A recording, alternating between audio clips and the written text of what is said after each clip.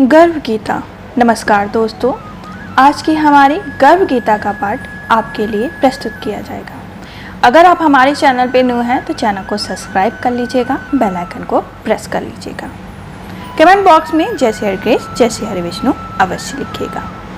गर्व गीता बहुत ही अनोखा ग्रंथ है। इसमें संपूर्ण ज्ञान समाहित है। श्री कृष्ण भगवान जी का वचन है कि जो प्राणी इस गर्व गीता का सद्भावना से विचार मनन करता है वह फिर गर्भाश में नहीं आता, उसे जीवन मरण के चक्र से छुटकारा मिल जाता है। सभी को गर्व गीता का अनुशीलन अवश्य करना चाहिए। साथ ही यह मान्यता भी है कि जो गर्भवती महिला गर्व गीता का श्रवण करती है उसका गर्भस्थ शिशु अच्छे संस्कार ग्रहण करता है। जन्म लेने के बाद वह आदर्श जीवन व्यतीत करता है। दोस्तों, आज की हमारी प्रस्तुति गर्व गीता की रहेगी, जिसका पूरा अनुवाद हिंदी में रहेगा। हमारे पुरातन काल में जब भी गर्भकाल धारण करते थे तो स्त्री और पुरुष नव दंपत्ति पहले किसी वैदिक ऋषि के पास जाते थे।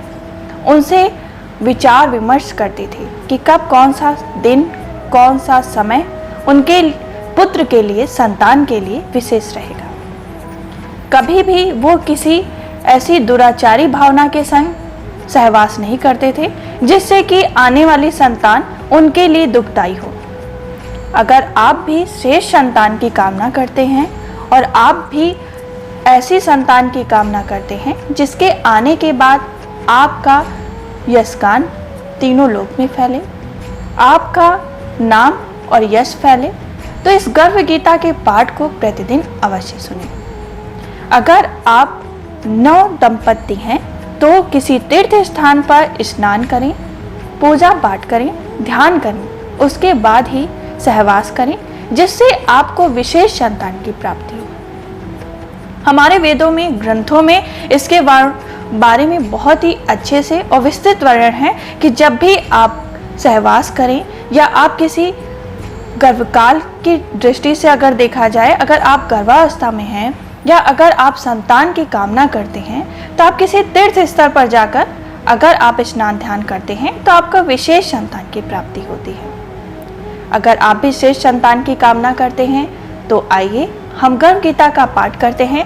उसको सुनने मात्र से ही आपके गर्भ में जो भी शिशु है वो श्रेष्ठ होगा, अच्छे आचरण वाला होगा, सदाचारी होगा और आपको बहुत ही उन्नति के मार्ग पे लेके जाएगा, आपके पितरों को तार देने वाला होगा। हमारे गर्व गीता का पाठ जो यहाँ से प्रारंभ होता है। जय श्री हरि कृष्ण।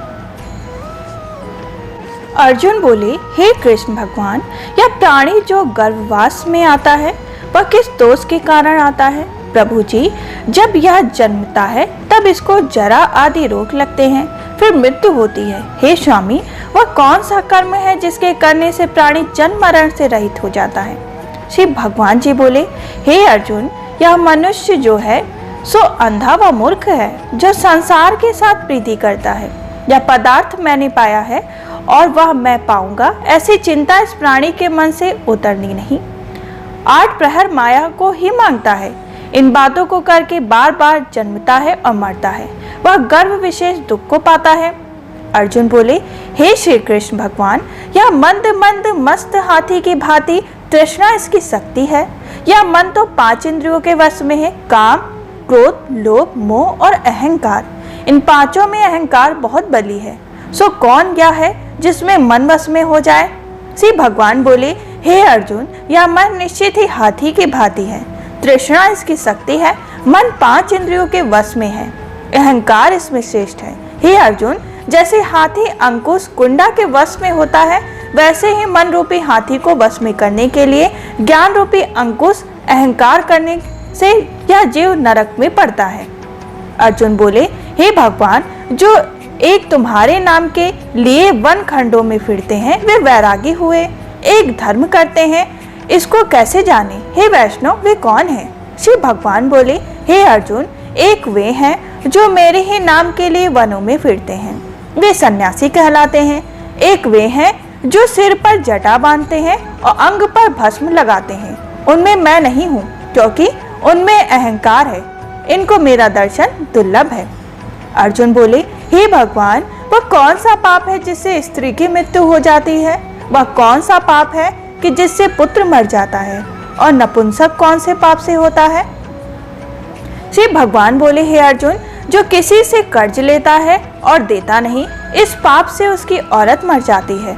और जो किसी की अमानत रखता है और वस्तु छुपा लेता है, उसके पुत्र मर जाते हैं। जो किसी का कार्य किसी के गोचर आए पड़े और वह जवानी कहे कि मैं तेरा कार्य सबसे पहले कर दूंगा, पर समय आने पर उसका कार्य न करे, इस पाप से नपुंसक होता है। ये बड़े ही पाप हैं। अर्जुन बोले, हे भगवान, कौन पाप से मनुष्य सदैव रोगी रहता है? किस पाप में गधे का जन्म मिलता है, स्त्री का जन्म तथा टट्टू का जन्म क्यों किस पाप से मिलता है, और बिल्ली का जन्म किस पाप से मिलता है? श्री कृष्ण बोले, हे अर्जुन, जो भी मनुष्य कन्यादान करते हैं और इस दान में मूल्य देते हैं, वे दोषी हैं। वे मनुष्य सदा रोगी रहते हैं। जो विषय विकार के वास्ते मदिरा पान करते हैं, वे टट्टू का जन्म पाते हैं।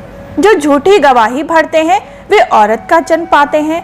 जो औरतें रसोई बनाने से पहले ही अपना भोजन कर लेती हैं और पीछे परमेश्वर को आराध्य करती हैं, तो वे बिल्ली का जन्म पाती हैं।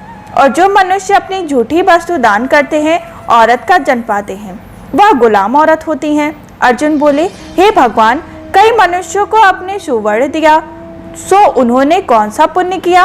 और कई मनुष्यों को आपने हाथी, घोड़ा, रथ दिए हैं, उन्होंने कौन सा पुण्य किया है प्रभु?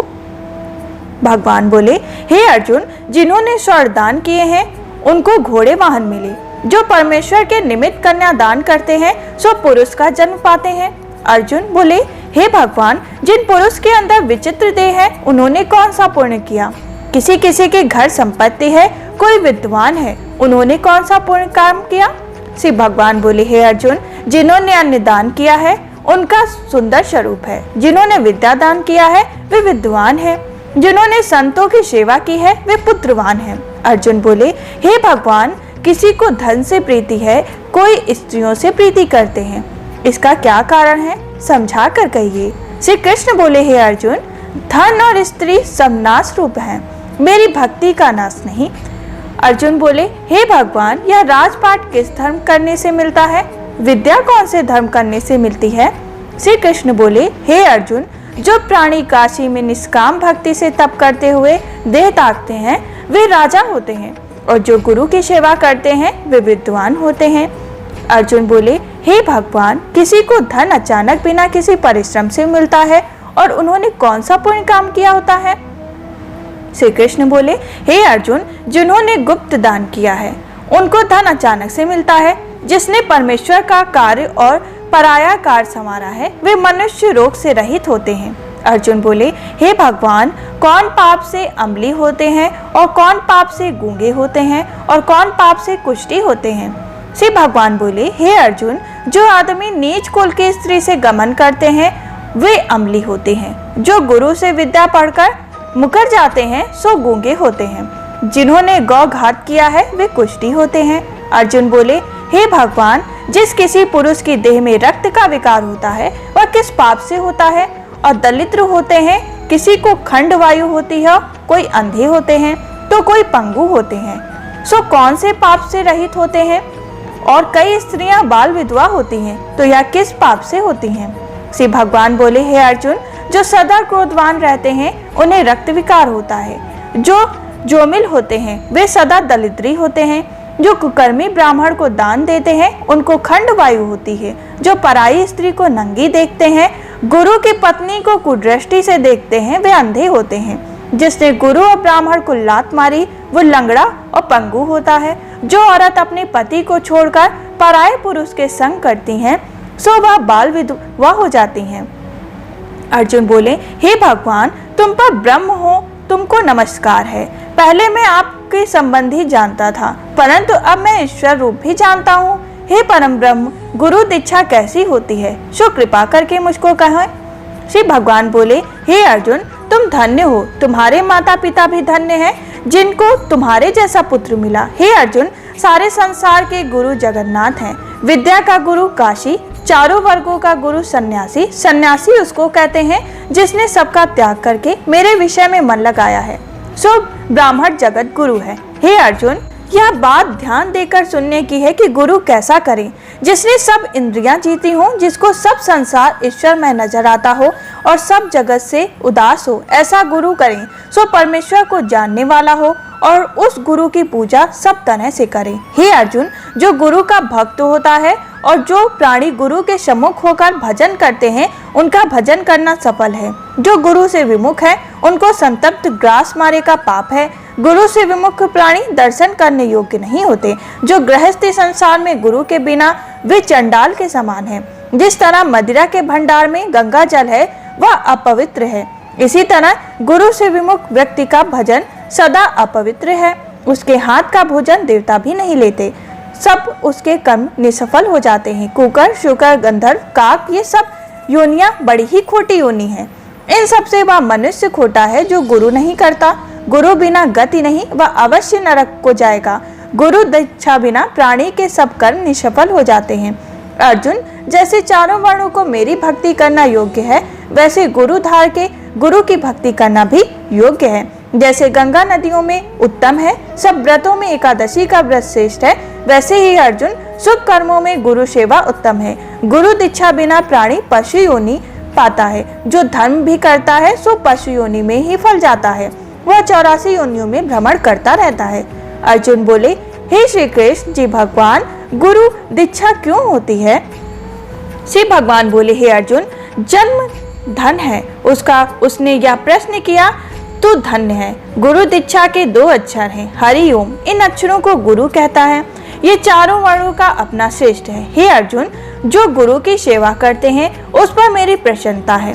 वह 84 योनियों से छूट जाएगा, जन्म मरण से रहित हो नरक भी नहीं भोगेगा। जो प्राणी गुरु की सेवा नहीं करता, वह 3.5 करोड़ वर्ष तक नरक में पड़ा रहता है। जो गुरु की सेवा करता है उसको कई अश्वमेघ यज्ञ के पुण्य फल मिलते हैं। गुरु की सेवा मेरी सेवा है। हे अर्जुन, हमारे तुम्हारे संवाद को जो प्राणी पढ़ेगा और सुनेगा, वो गर्व के दुख से बचेगा। उनकी 84 योनि कट जाएंगी।